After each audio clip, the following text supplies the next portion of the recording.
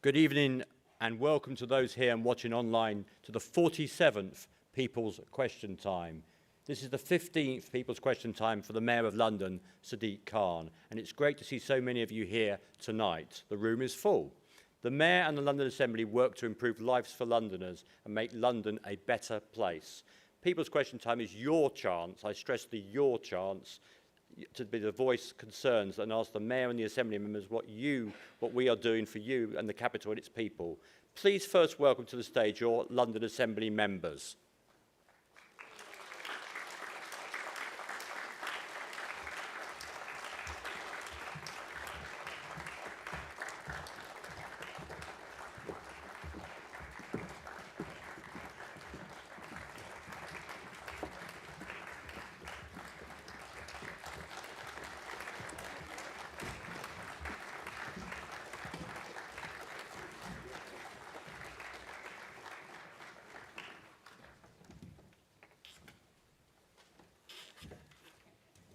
And now please welcome the Mayor of London, Sadiq Khan.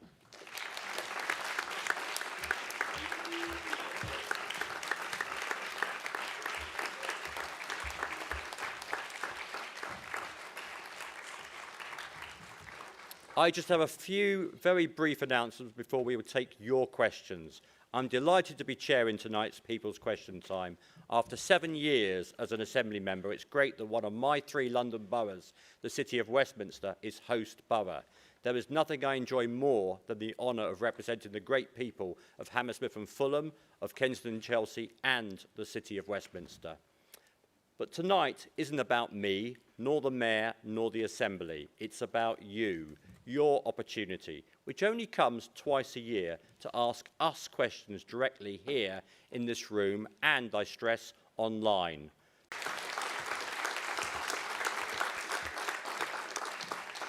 Thank you, Mr. Mayor. It's now time to hear your questions. The first topic is transport, and I'll take questions in 3, the first 2 from the audience and a third from the live chat.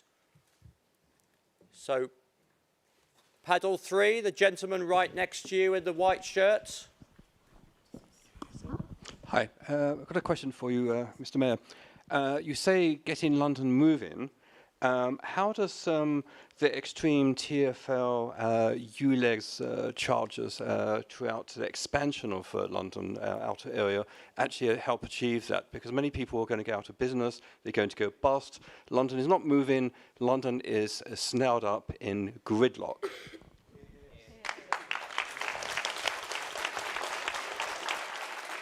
And we have another question as well. The lady, number 1, yes, in the white, that's it.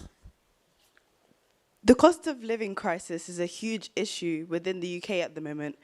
How are you going to target TfL prices so that they do not severely impact those on the poverty line? Thank you. And the online question.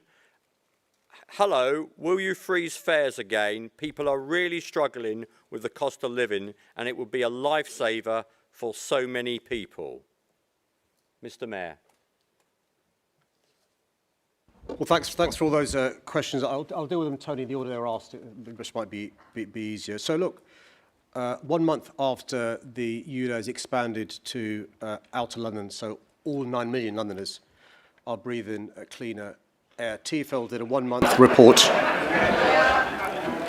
TfL did a 1-month report, as they did after the Central London ULEZ and after they did the Inner London ULEZ. And the great news is we've gone from a position where in 2017, at the launch of the precursor to ULEZ, only 39% of vehicles were compliant, to in May 22, when the consultation began for outer London, 85% of vehicles were compliant, to now 1 month on, 95% of vehicles being compliant, 77,000 fewer non-compliant vehicles, and almost 50,000 fewer vehicles overall. So we're improving air quality, addressing the climate emergency, but also reducing congestion. At the same time, we now have the Superloop in outer London.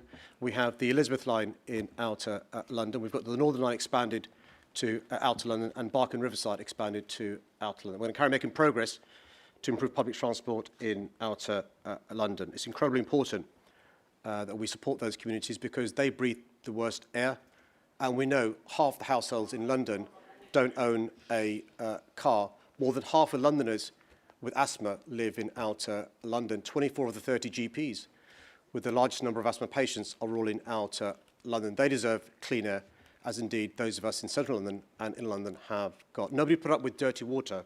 We shouldn't put up with dirty air. The second question in relation to the cost of living crisis is one of the biggest challenges facing our city. It's been made particularly worse over the last couple of years by Liz Truss's kamikaze budget last year. The average Londoner who's gone from a fixed-term mortgage to now a new mortgage is paying £500 more a month in their mortgages. And we know rents are going up as well. And that's why transport costs are so important to alleviate some of the increase in people's living with rent, with mortgage, with food. The good news is in my first 5 years as mayor, we froze fares. That saved the average household £200.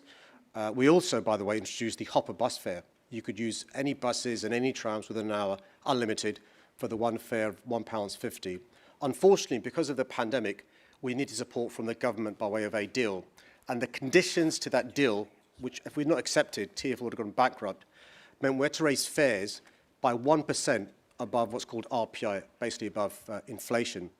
So first 5 years, froze fares. 3 years afterwards, we had to increase fares, 1% above RPI, or they'd have taken the money away from us.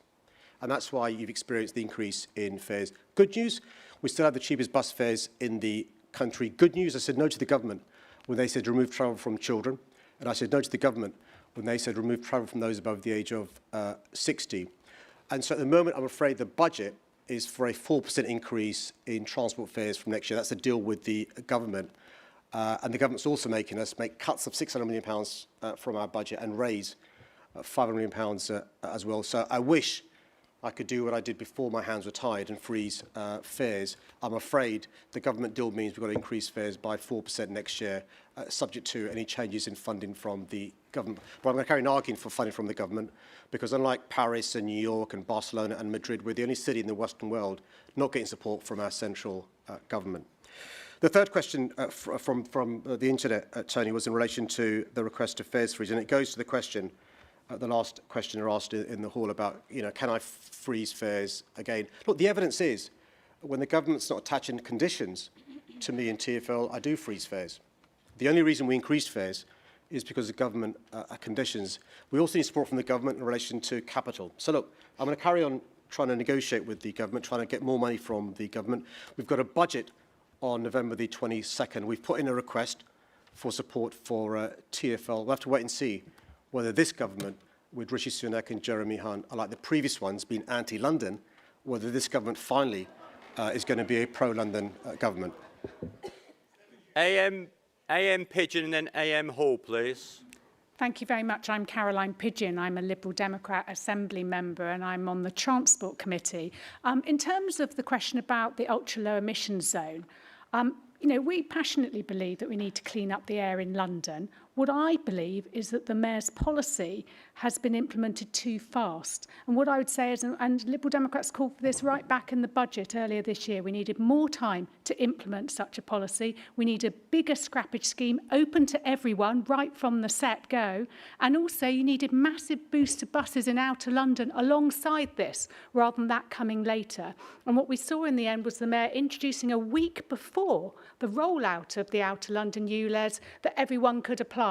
And he's not taking backdated applications. So those people who scrape money together early on in order to clean up their vehicle are being penalised for doing the right thing rather than being able to retrospectively claim that scrappage. And we think that's absolutely wrong, and we will continue to press the Mayor on that. But in terms of fares in London have been kept down, and that is to be commended. The 1 hour bus ticket, which this Mayor did bring in as a hopper fare, is something Lib Dems have called for since I've been on the Assembly in 2008. We've been quite obsessed by it. It's even on Wikipedia, I think you'll find that it was our idea. And I think that's a really great way to help people travel and change buses and only pay one fare. But I think it's really important that both National Rail and Transport for London look at innovations such as a part-time travel card to help people who work part-time, who only travel into work 2 or 3 days a week, to make sure they get the cheapest fare as well. And in terms of fares for next year, I really think government has got to look at rail fares to keep those as low as possible, alongside the Mayor considering what he can do with TfL fares, because everyone is currently hurting in the pocket. And we need to make sure that fares are kept as affordable as possible in order that more people will use public transport and that we can keep London moving. AM Hall. Thank you. Hello, my name's Susan Hall. First, to the gentleman up there, I have to tell you, I think the ULEZ expansion is an absolute disgrace. This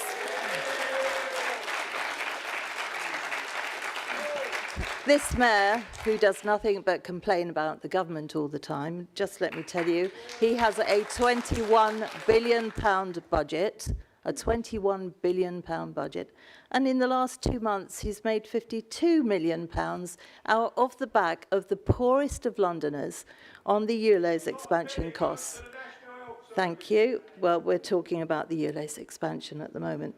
Talking about gridlock, also quite right. A successful city is a moving city. Unfortunately, it's gridlocked the whole time. We have 20-mile-an-hour zones in the Finchley Road, which is totally inappropriate. We have LTNs all over the place, which is causing people to have to drive miles out of their own way to get somewhere, which just adds to the chaos. So many things need to be replaced.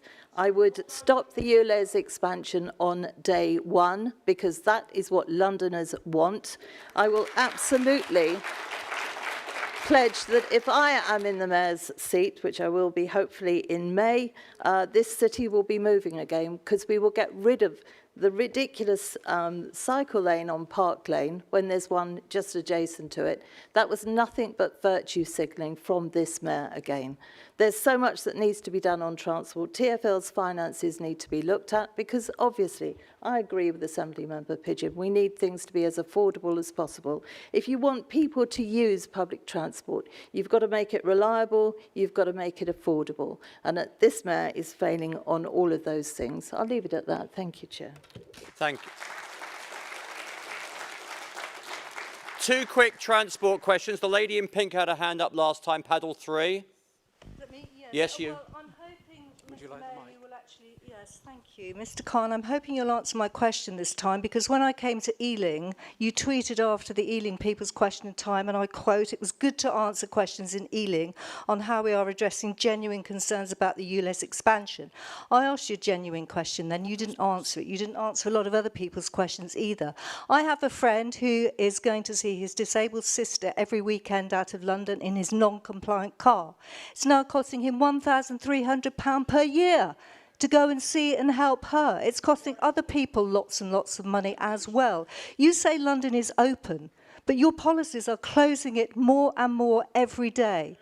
I believe ULEZ is actually replenishing TfL's budget. I don't believe the lies. Thank you. I don't believe that it's all about pollution. You travel down Chiswick High Road from Hammersmith. It takes half an hour to get to Gunnersby on a bus. It's appalling. So, Susan, you're absolutely right. So is it really about making money for TfL? And Mr. Khan, all the millions you're making from poorer people, like me, I have an old car. What are you going to spend this money on? And are you going to reinstate the over 60s fares as well? Free travel all day long for us. Thank you. Thank you. One last question. One last question on transport. Come on, don't be shy. Gentleman right at the back, paddle 3, with his hand up there. Can you explain what you're going to do about the appalling pollution on the tube? The pollution on the tube is at least 10 times more than it is on the roads, and it needs sorting out. Mr. Mayor. Well, thanks for both those questions. So in relation to the support for those who've got non-compliant cars, we've made progress since the last People's Question Time, which is now every single family in London is eligible for support through the scrapper scheme. every single business is now eligible for support small business. Every single charity is now eligible for support. Those who are disabled are eligible for grace periods and exemptions. Those are the big changes that we've made because we've put in more money for the scrappage scheme. What the government required us to do, you mentioned the 60-plus Oyster card, was to remove it. So the condition was to remove it altogether. They also said, as a precursor, don't allow older people to use travel before 9:30 because of the rush hour and because that was a period of time when lots of people were using public transport. We managed to keep the 60-plus Oyster. What we've not managed to do is bring back travel in the early hours of the morning. I think if the choice is keeping 60-plus after 9:30 or removing it altogether, I choose the former rather than the latter. In relation to the second question, in relation to the tube, so on the tube there is dust. On the surface there are emissions from vehicles. So the government has requirements for both dust and for emission to do with nitrogen dioxide and particulate matter, but the government also has conditions in relation to dust. So on the underground, although we've reduced the amount of dust on the dust on the underground is within the government limits. On the surface, the particulate matter, which we know can cause cancer and other illnesses, is above government limits, and that's one of the reasons we've brought in the ULEZ. We were required as a city to make our air lawful by 2010. It is still unlawful, and according to experts, it will take 193 years to make it lawful. With our policies, we'll do by 2025. Gentlemen at the back, a T-shirt, black T-shirt, very briefly, and then Peter AM. Hi there. Just wondering if you've got any comment to make about the Raisbury data centre, where you've cut down hundreds of trees to get your data centre there. Over the 13-acre site that 6 acres of it has been filled in with 3 metres of extra soil, affecting the water table in the area. You know, Sir, that's in Windsor. That's in Raisbury. Raisbury is next to Windsor. It's not in London, sir. Yeah, but why is time. Mr. Khan putting his database there, affecting the residents of Raisbury, putting them through hell? They got flooded out in 2018, 2014, and now TfL has moved into the area and affected the water table further. Got the question, sir. Thank you. And Peter, quickly. Thank you very much. I just want to agree with the comments that Susan Hall made earlier, which goes to show that we'll be safer with Susan next year when she takes these cameras out on day one. But I just want to put down a marker, right? And I agree with the lady there that this is about money, right? ULEZ is about making money, and he's using you all as a cash machine. And I want to put down a marker. A year, 2 years down the line, when the ULEZ revenue starts to fall off, then we're going to see the next iteration. And it's going to be some sort of road user charging model. Now, I know the mayor has denied that that's happening, in exactly the same way he denied he was going to expand out to Greater London, I might add. But you mark my words, there are technical Ls working away in TfL, building these models to charge you to get into your car and drive every day. He has to be stopped, and he has to be stopped in the next election. Mr. Mayor, quickly, got 1 minute left this section, please. Well, thank you for coming from Windsor. I'm afraid I don't know about the plan application in Windsor or the impact on the water table. But what I'm happy to do is to arrange for, if you give your details to the staff, get one of my staff to find out about the application in Windsor and the impact. Sorry? There's been a block every time on it. The farmer next door to your site there had his land decimated. His animals affected. You're saying about clean air. There were 200 to 300 trees cut down there. You know, the water was affected.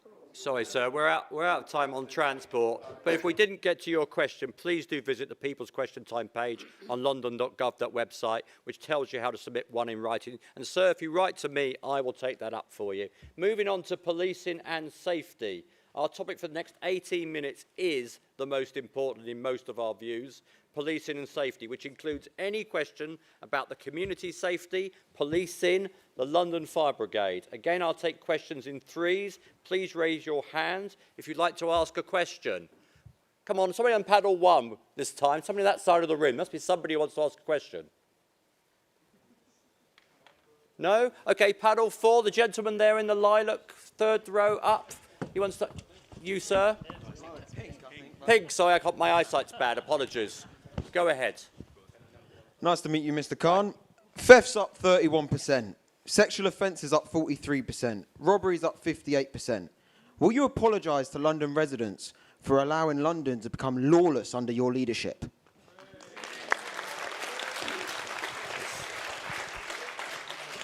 Yeah. Go ahead. Hello.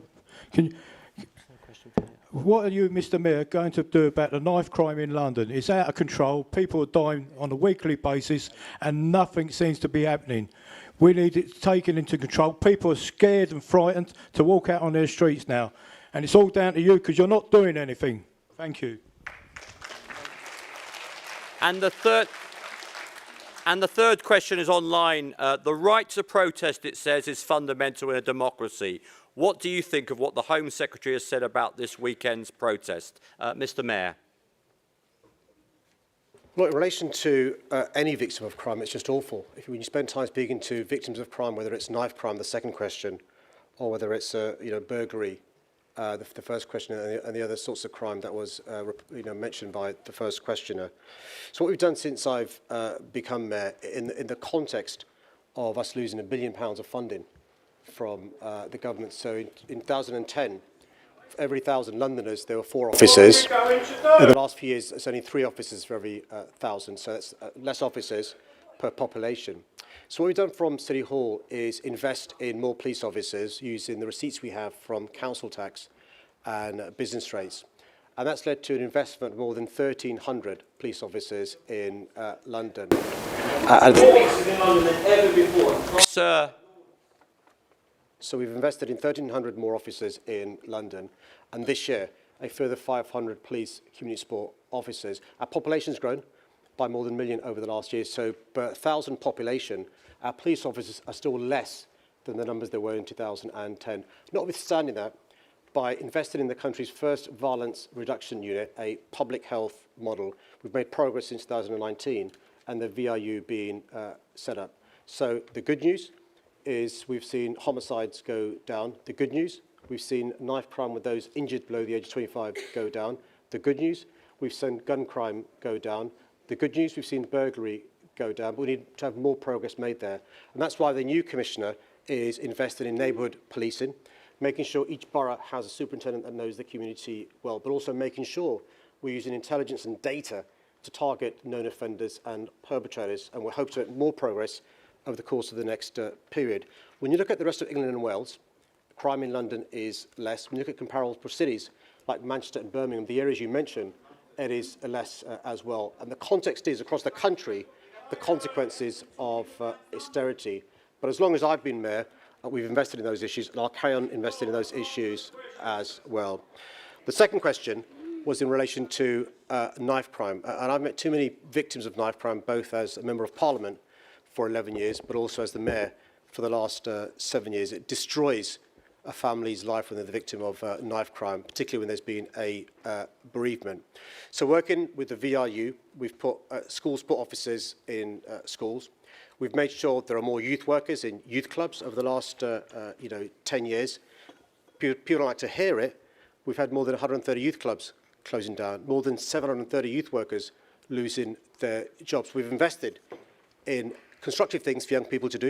150,000 young people now doing constructive things. We're investing in 100,000 young people having a mentor.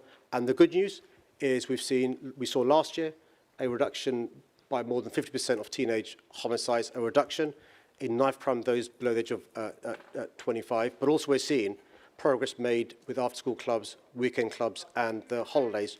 And we're going to carry on lobbying from the government in the autumn budget for more support from them as well. The third question in relation to protest is a really important question as well. Right, sitting in your Range Rover getting shown. Sir.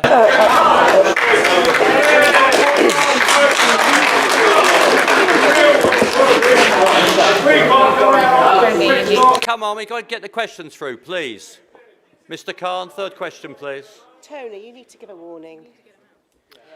So the third question that was asked in relation to protest, one of the cornerstones of our democracy is the right to protest. And it's incredibly important we understand that right is very important. I don't think politicians should be dictating which protests can take place and which ones should be banned. We have in this country a really important principle of operational independence. Yes, of course, we're in charge of oversight and scrutiny. And the legislation is quite clear, passed in 1986 when Mrs. Thatcher was the Prime Minister. There are certain times when protests can be banned if there's going to be serious disorder. And it's for the Commissioner to decide if that threshold has been passed. The Commissioner has decided that threshold hasn't been reached, which is why the protest is taking place. And the behaviour of the Home Secretary in publicly advocating for a ban is disgraceful, it is irresponsible, and her article was incorrect. I'm really proud that you can, in this country, protest on issues that others may disagree with, as long as you behave lawfully, peacefully, and safely.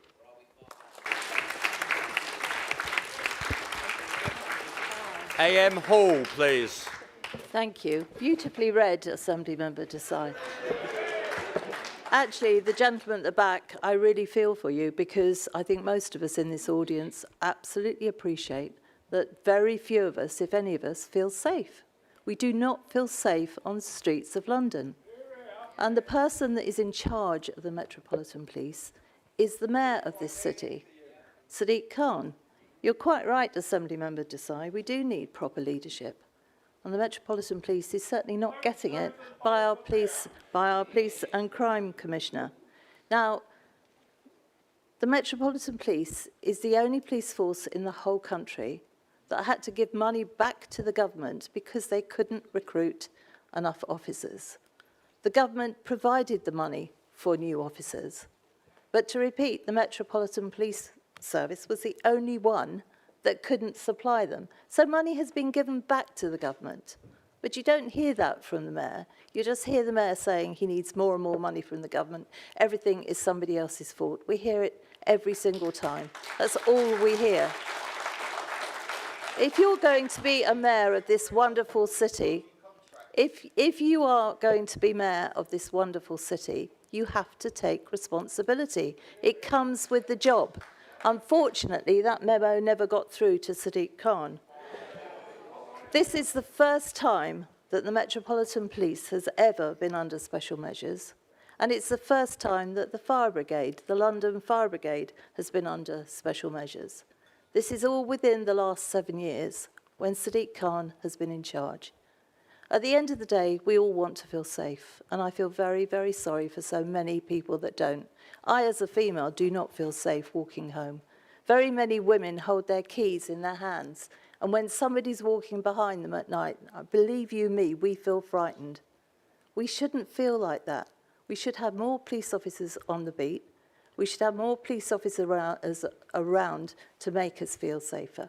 I am a very great supporter of the police, and I always have been, but they need more support. Our frontline officers need more support, and they need somebody that will stand up for them. And we as Londoners need to feel safe. It is the Mayor's job to make sure that we do, and we are being failed extremely badly by Mayor Khan.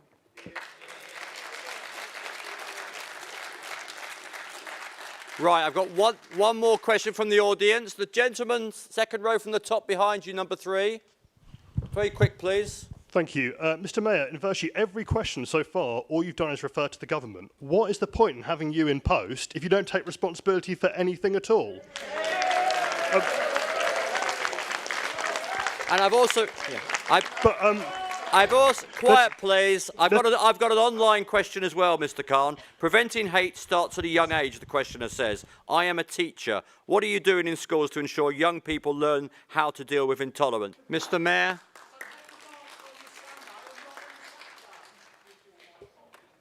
So dealing with both questions. So look, I'm never going to apologise for standing up for London. If you want a patsy for a mayor who's in the pocket for the government, vote for somebody else. And we've got to recognise that austerity was a choice made by the government, and that austerity has consequences. So we as a city... Because you left us broke. So we as a city have lost £1.1 billion from the government. In 2010, the police used to be funded 3/4 by the government, 1/4 by London taxpayers. Now the police is funded 2/3 by the government and 1/3 by London taxpayers. So we can't fill the massive hole left by government cuts. We've lost police officers, we've lost police community staff. We've gone over time on this section, so I'm going to have to move on. Apologies, A.M. Bailey. We're moving on to air quality and the environment. So 2 questions from the audience. Gentleman at the back. Yes, number 1.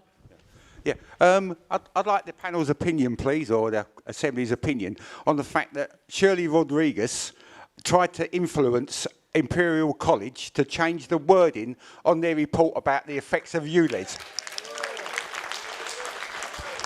And the gentleman number 3 there. There you go. Hi. Mr. Mayor, I'm trying to get, I'm getting money together to get a monument to these 4,000 Londoners that die each year, but I cannot find any names to go on those. Can you please help me on that? Or are you just lying?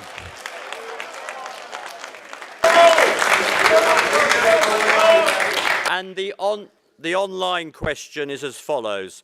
I'm worried that if the mayoralty changes hands, whoever replaces Mr. Khan would try and bring dirty vehicles back onto our roads. Will the other parties present promise not to, please? Mr. Mayor. So look, I'm quite clear that we need to be working with experts in relation to what the expert advice is on a whole host of issues, air quality or other issues as well. And the advice from the experts is quite clear. Air pollution, exposure to air pollution is not safe at any level. It does lead to premature deaths in our city. According to the experts, around 4,000. Sir, let the Mayor answer, please. So it does lead to around 4,000 premature deaths a year. It does lead.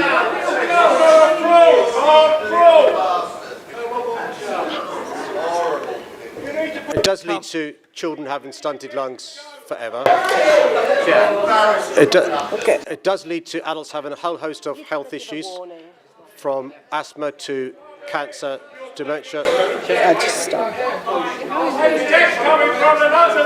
Come on.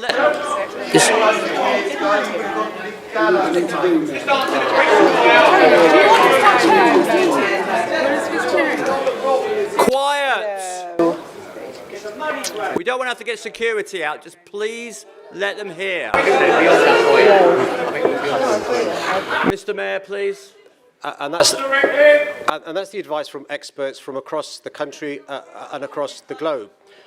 There's also evidence that the ULEZ has worked. It's worked in central London, where it's reduced toxic air by almost 50%. It's led to a third fewer children being admitted to hospital with air pollution. It's worked in inner London, a further 20% reduction in air pollution, but also children going to 500 schools breathing clean air. So that's the evidence which we're going to rely upon. The question in relation to... Come on. This is ridiculous. We're going to have to stop it if we don't stop. It's that simple. We should give. We should be giving them. I think we need to chair. Mr. Chair, get to answer the question. Let him answer. He doesn't answer them. Sir. You know he doesn't answer. That's the simple thing. Get him out. Should I tell you, Mike?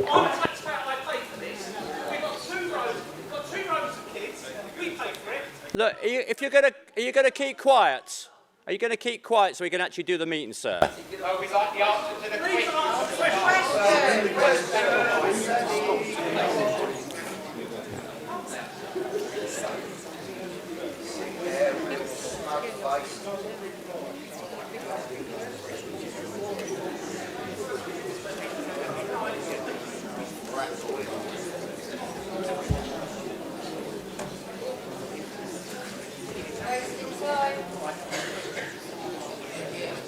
Okay.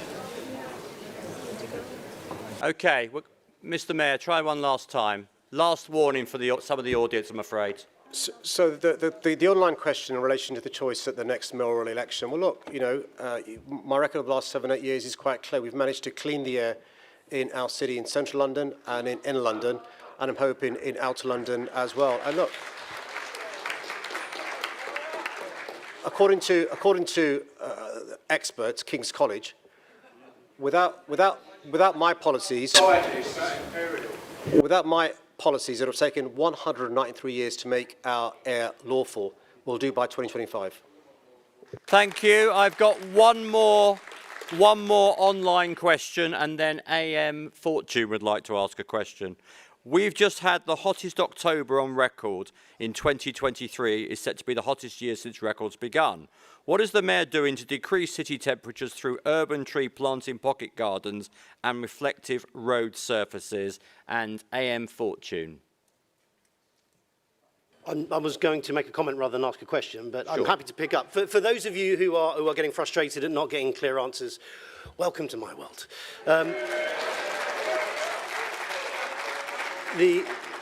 The other issue about blaming government for everything, that's a theme that you'll see developing through the evening as well. Just want to pick up on a couple of things. The 4,000 deaths, it's a statistical mathematical model, right? Nobody believes that it's 4,000 people dropping dead every year. It is a statistical, it's a statistical mathematical model that's used to drive a point, if you'll excuse the pun. Now look, everybody wants cleaner air. Of course you do. You would be insane not to want cleaner air. But the problem that keeps coming up over and over again is that difference between inner and outer London. And there's that false equivalence. You'll hear it. It worked in inner London, therefore it will work in outer London. No, they're two different spaces, two different infrastructures, with different challenges around transport. So I represent God's boroughs of Bexley and Bromley, right? Now, if you start, God bless you. So if you start at about 3 o'clock on the London clock, you're not going to hit a tube station until you get to about 7 o'clock. Bexley, Bromley, Sutton, Croydon, there's not a tube station in it. We need to use vehicles to move around. Where I am, which is down in the sticks, there's a ward near me, down Darwin Ward. One ward in Orpington is bigger than Islington. Outer London is different from inner London. So that's why we need targeted solutions. And that's why I agree with what Susan is saying, that we need to find out where the poor air is and clean it up, not tax it where it isn't.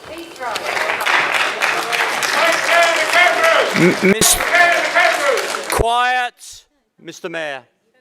So to answer the question asked online in relation to addressing the climate emergency. So last year, we saw temperatures in London in excess of 41 degrees Celsius, the highest ever. This July was the hottest July. Not ever, don't lie. This July was the hottest July since records began. This September was the hottest September since record began. We've also seen in our city over the last couple of years flash flooding we've seen over the course of 2 hours. Rain we normally receive in 2 months. So climate change is happening now, and it's happening to us. The choice is to have your head in the sand and ignore the challenge, or to kick the can down the road, or to take action.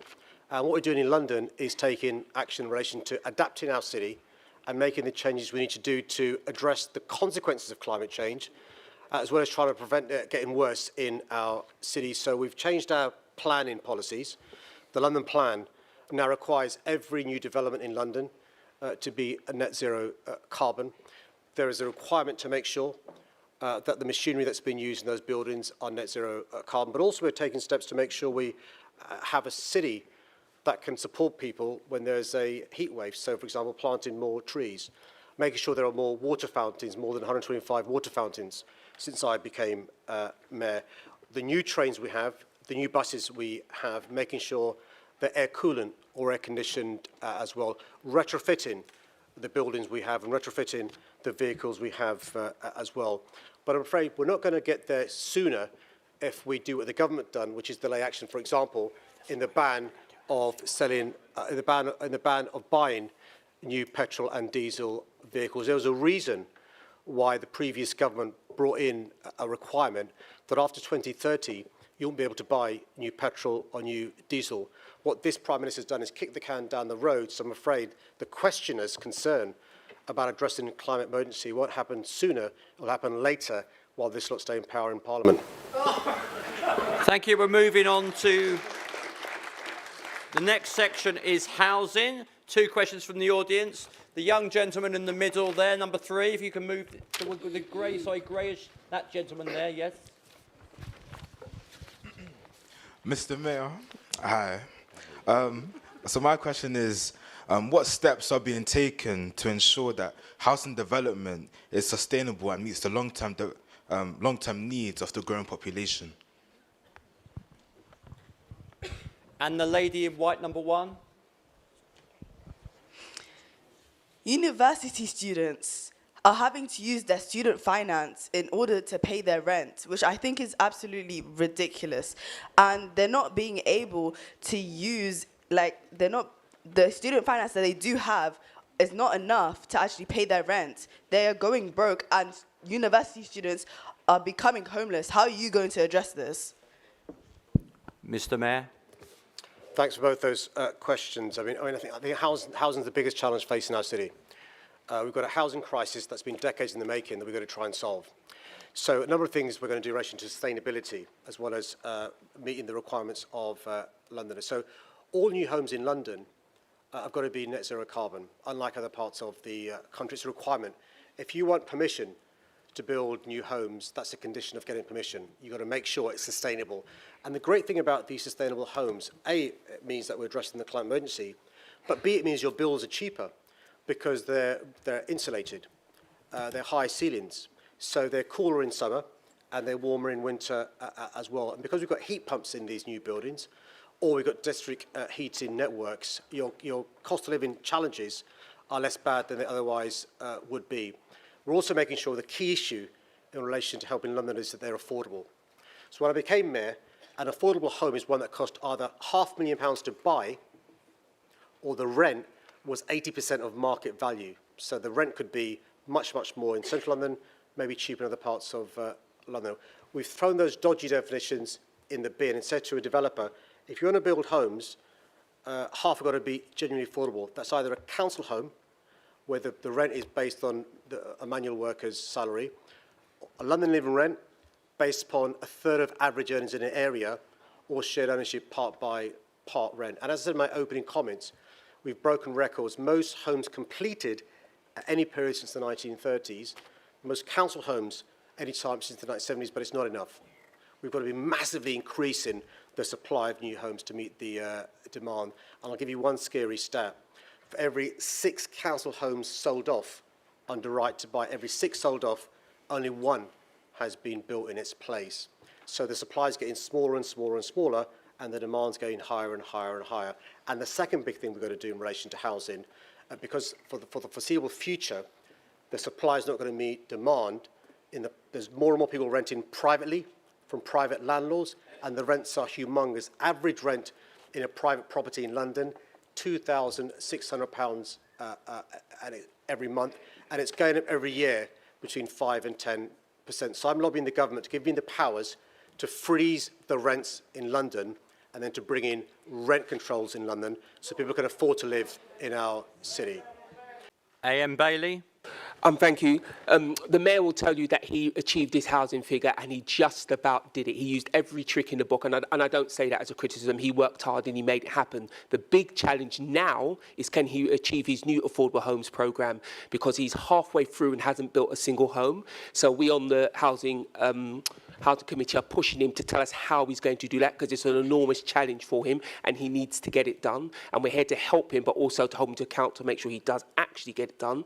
And the other thing to say is rent controls. Let me be very clear, if you're a young person, rent controls sound great, don't they? They're going to be an absolute disaster. They've never worked anywhere in the world, nowhere in the world.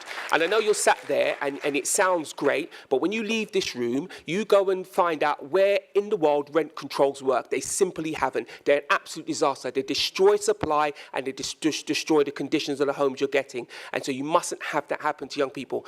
And if you do believe in rent controls and you think the mayor is serious, ask him what kind of rent controls, because that's the question he hasn't answered to the government. Even if the government were minded to give him the powers, and they're not, what kind? And until he answers that question, he's actually not serious, he's just playing politics. But again, rent controls have never worked anywhere ever in the history of humankind. To be fair to the online people, I'm going to ask their questions, although they are quite similar to what we've just heard. The first question is, will you call on the national government to introduce rent controls? And the second question is, what is the mayor doing to build the affordable homes London needs? We've got time for one more question on housing from the audience. The lady in black, halfway up, number 3. There you go. So this question is directed towards Hall, and Sadiq Khan, as Susan Hall seems to criticize what the mayor says a lot, but never gives an explanation of what you would do. There has been a rise in youth homelessness in London by 12% from 2020 to 2023. It would be wrong to say that the action has not been taken in order to avoid the further increase of this number. How much more does this number have to increase for these actions to be considered ineffective? AM Fortune, and then Susan, and then the mayor, please. Thank you. I just want to skip back a bit because I want to put some context around the support that the government has given the Mayor of London, because we've heard that there is a challenge with housing. We've heard that not enough houses are being completed, and the important thing is about completions. You'll hear the Mayor talk about starts. Nobody can live in a start, right?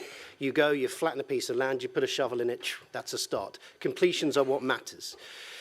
The government has so far given the Mayor about 9 billion quid to build some affordable housing, right? Now, we hear these numbers chucked around, million here, billion there. If you were to go back in time, a million seconds, you'd be end of October, like Halloweenish, right? If you would go back in time a billion seconds, it would be 1991. That's the difference between a million and a billion. The Mayor was given 4.6 billion to start 116 houses between 2016 and 2023. Of those 116, with the 4.2 billion he's been given, only half have been completed. He was then given another 4 billion for the 2021-2026 housing target. They took that number down. So first he was asked to build 116,000. Only half of those has been finished. With the next load of 4 billion quid he got, he was asked to build 35,000. Do you know how many of them have been completed? None. None. Nothing. Zip. Nada. So we agree. There is a housing problem in London. And the person with responsibility for fixing it, and £9 billion of government money to do it, is sitting right there.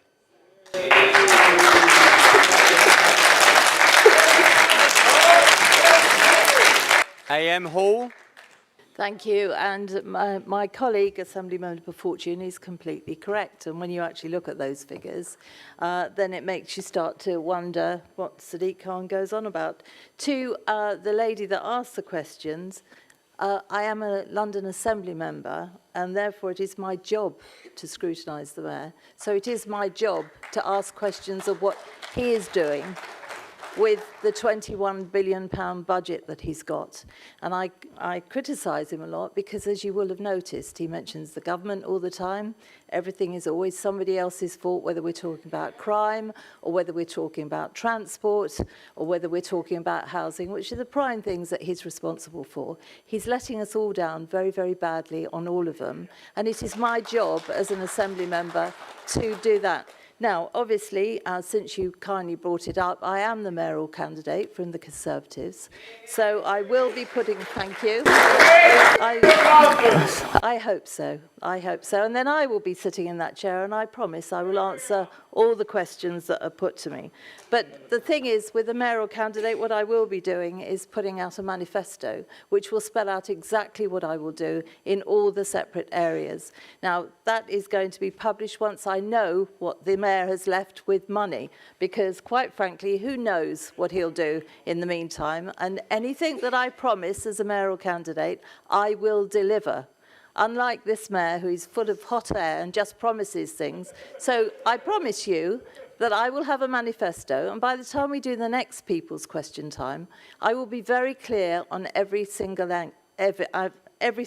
area that I will be responsible for. In the meantime, if you look at housing, which is the section we're in now, there is certainly not enough housing done. We're looking at 1 and 2 bedroom flats being put up all the time. I would look to make sure that the London Land Authority was re-established, so we'd look to see where there are nooks and crannies of land that we can build on. Family homes, low-rise, high-density family homes for people, because at the moment it's 1 and 2 bedroom flats, which is fine, but when people want to start a family, they then move out of London. And what we want to do is to create a situation where we've got families putting down roots, making London their home again.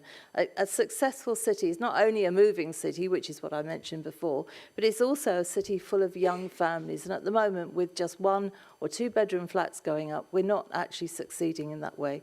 Now, I've spoken to lots of developers who are sitting on billions of pounds, but unfortunately, until the London plan is opened up again and it's made easier for the developers to come in and build beautiful homes, until such time, we are going to stay in this mess now. Now, ask me at the next People's Question Time, by then my manifesto will be out, and I'll be delighted to tell you what I would do as the next Mayor of London.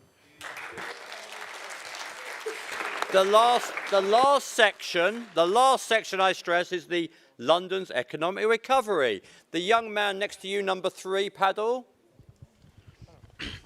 Hello, Mr. Sadiq Khan. My name is Mohammed Ibrahim, and I wanted to ask, what are you doing towards economic recovery? Because you say that more police have been added to the streets, but police are taking long to come.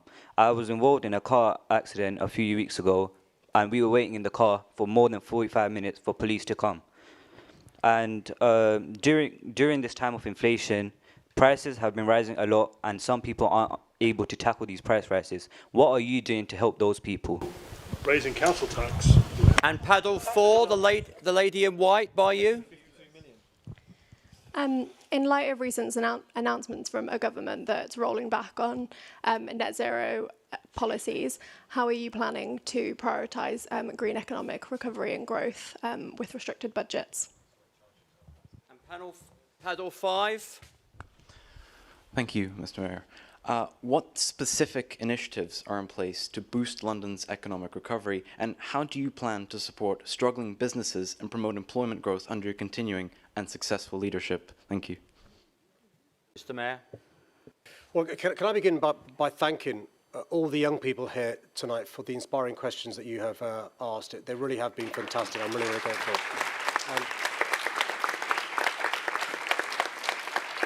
And actually, you've shown how to disagree agreeably, and I'm incredibly grateful for that. The elders could learn from you and the way you've conducted yourself this evening.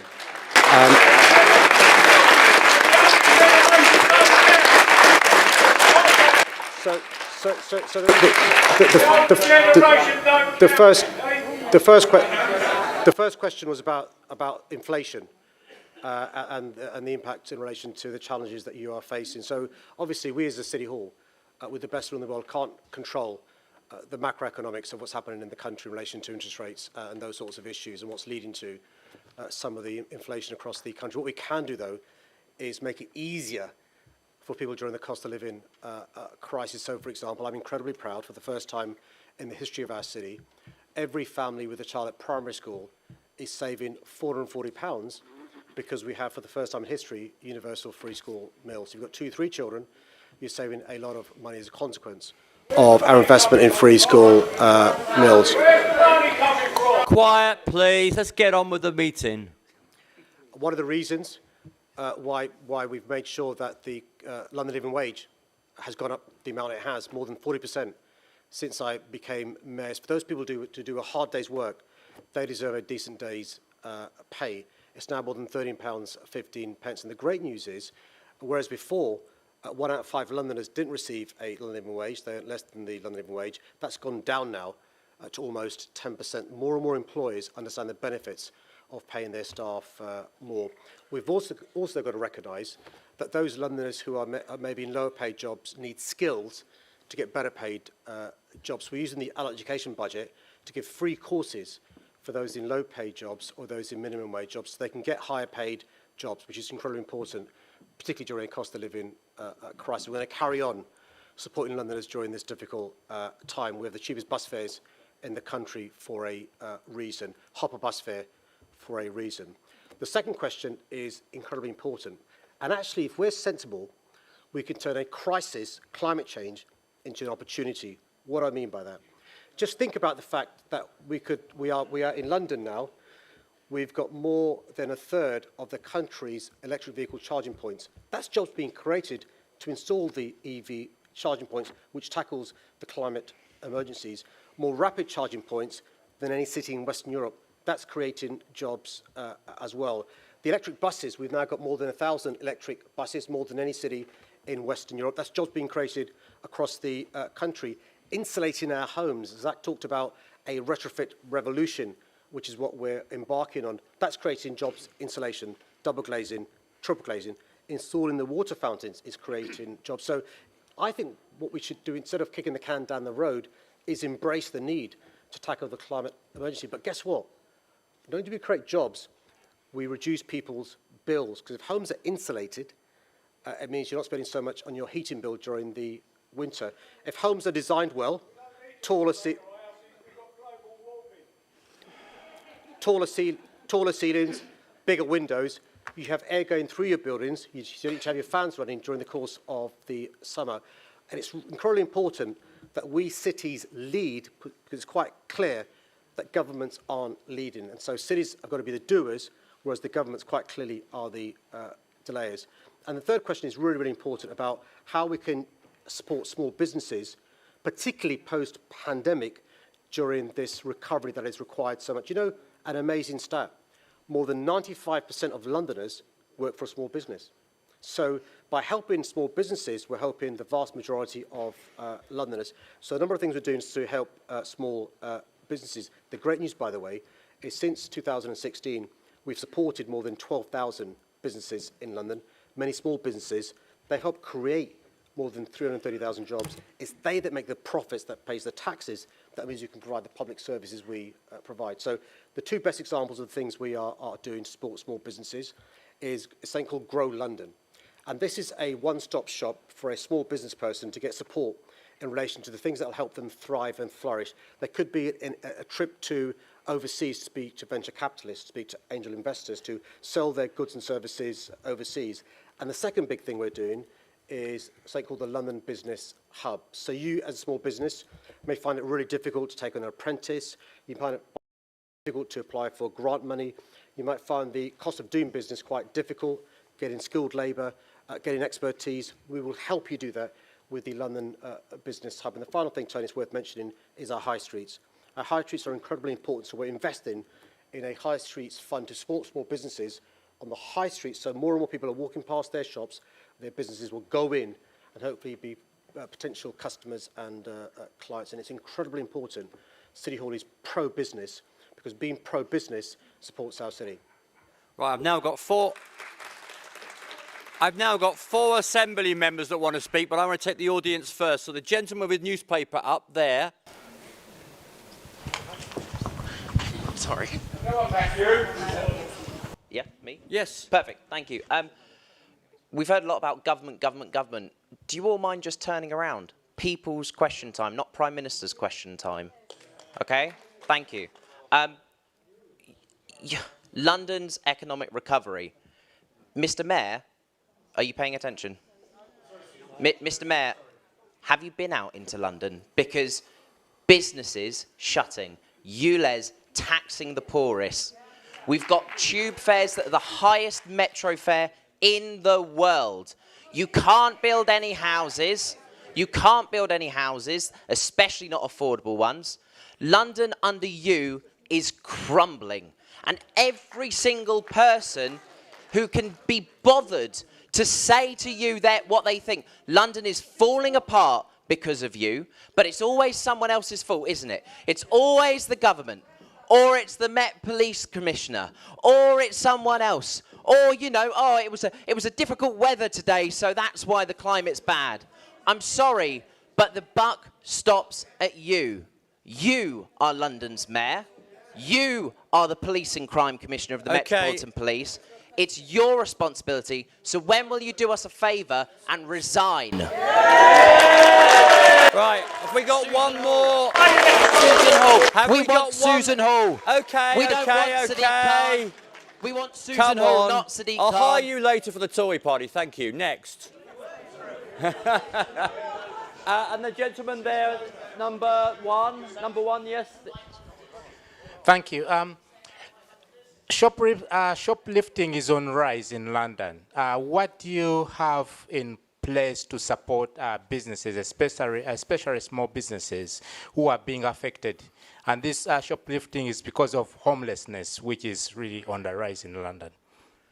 Right, I'm now going to call 4 AMs. They better all be very quick. You've got 30 seconds each in the following order. AM Harani, AM Polanski, and AM Desai. Be very short this time, please. And then finally, AM Boff. Go.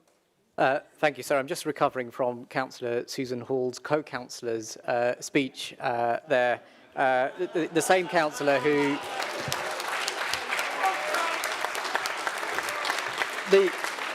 The same councillor, I think, who ran a... Okay. Embarrassing, Susan. Yeah, so I think you'd be quite interested to see some of... Actually, it's not, because he's asking questions, just like lots of the other audience. Perhaps he'll get I didn't hear a question. Come on. People at the front as well, please. Yeah. AM Harani, carry on. Thank you. I think you'd be quite interested in one... Keep control, Dave. Come on. Go ahead, AM. Please. Come on. Oh, God. Tony, you got This is your final warning. Or else we'll just clear the room. We've only got 4 minutes left, so we can stop early. No, come on, AM Harani, quick. Quiet. Go.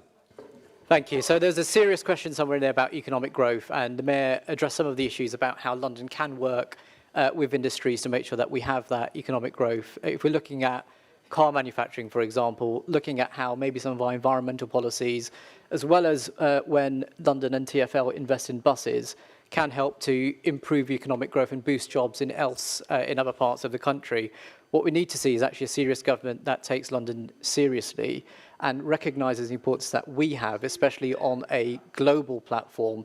If we look at the fastest growing industry before the pandemic in London, it was culture and tourism and the creative industries. And we have had investment from City Hall in terms of London Borough of Culture. I know in my area, my constituency in particular, we had mass investment in culture and creative industries. There's a cultural enterprise zones as well, which is boosting local projects and local artists to get to that next stage. And as someone who represents an area that includes Wembley Stadium, if you look at the programme of activity that we had over this summer in particular in terms of concerts, events and sporting events as well, it's something that we really need to drive London. I know that the work that London and partners are doing is promoting London as that global tourist destination, because it's only by working and recognising London's significance to the UK that we can get that economic growth and boost and get that recovery that we all need.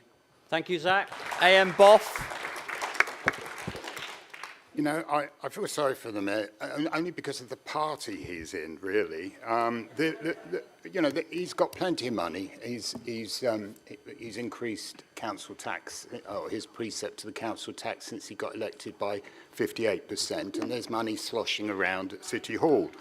And You know, there's very rare occasions, on very rare occasions, the Assembly actually has the power to change the Mayor's budget.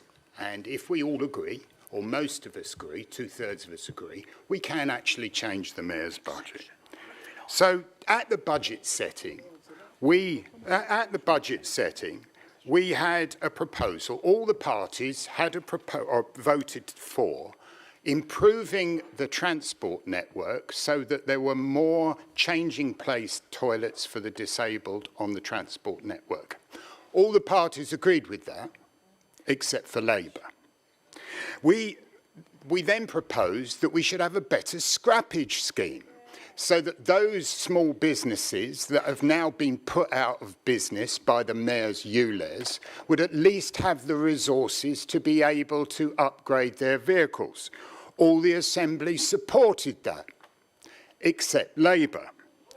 We then said, as Assembly Member Harani said earlier, we needed to invest in buses. And so we then said we'd use some of that money to invest in buses in out of London because we realise how important those buses are to the economy of London. And all the Assembly members voted for, except Labour. Now, all I would ask you to do is feel sorry for the Mayor because of the party he's in. And it's a shame that with the available money that he's now got, he's presiding over the death of the economy, especially the nighttime economy in London. And he's even gone to the extent, he's so pleased with his record on the nighttime economy in London that he's rewarded the night czar a 40% pay increase for presiding over a year-on-year decline of the nightlife in London. And it makes you wonder, perhaps we should put in a perverse alternative. Perhaps we should actually have a night czar for doing nothing. Because at least then you know they're going to fail and you might get something done. So the Mayor has failed, but he's failed because of the party he's in. Feel sorry for him.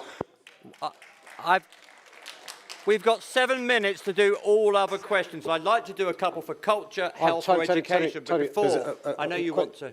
The shopkeeper with a question about theft. And, oh, apologies. Go ahead.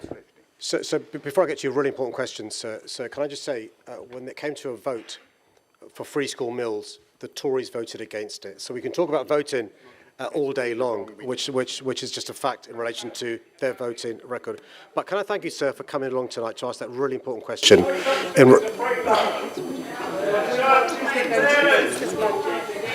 So can I... Quiet!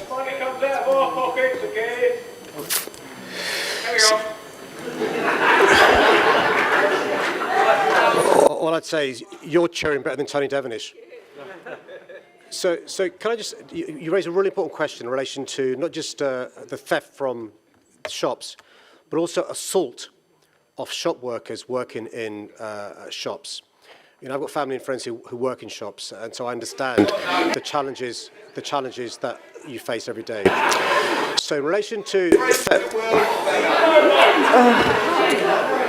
Quiet! Come on, 5 minutes to go. Mr. Mayor, please. So in relation to thefts from shops, there has been a big increase over the last period. You're right, some of it is because of the cost of living crisis. Some retailers now are putting dummy nappies out because nappies are being stolen and children's food and so forth. And you're right, a lot of it, I'm not excusing thefts and criminality, but a lot of it is because of the cost of living crisis. Mums not able to afford nappies and food for their kids and so forth. And so you're right. We've got to have policies that support families that are really struggling. Quiet!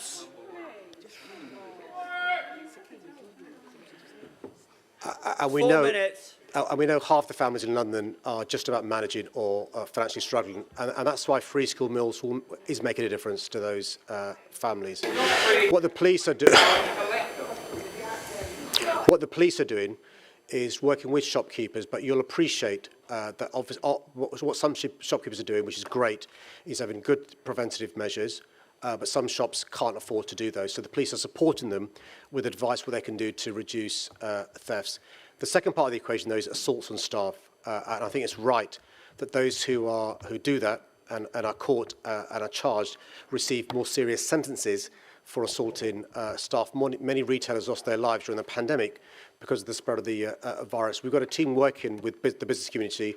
The Deputy Mayor is here afterwards, so if you want to just wait outside, we'll give you some how to reach us to get specific advice in your shop to make sure you have less thefts and less assaults as well.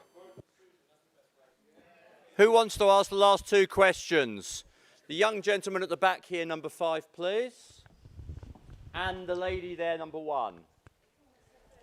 My question is to... Good evening. Sorry. I'd like to ask how the funding of schools in low-income areas of London is going to improve. How are we going to address the shortage of teachers? It is fundamentally depriving our education severely in certain areas, especially poor areas of London. And the late gentleman here? My question to Sadiq Khan, since he's going on about policing, how would you tackle the unjustified arrest that Metropolitan Police has made against pro-Palestinian protesters for simply waving a Palestine flag? And one last... Free Palestine. And one last question from the audience. Anybody else? Lady at the back, last row. Right at the back. Okay, we'll do one more. Mr. Mayor, can you please explain to me your mobile vans? The guys that actually work them, the guards, stand there with masks on so we can't see their faces. Plus, they're supposed to be SIA trained. Why are they not wearing their badges? Why do they refuse to wear their badges?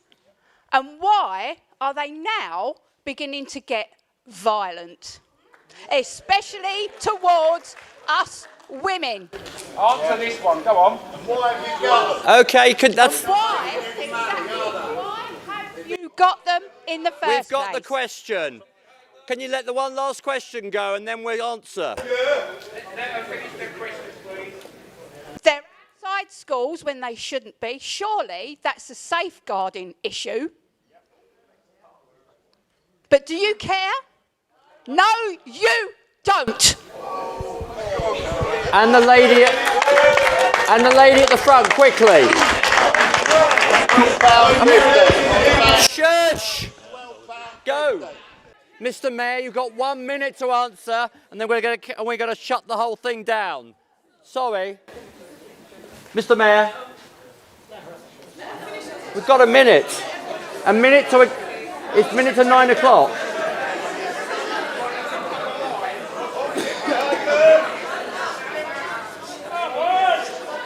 We got 1 minute left.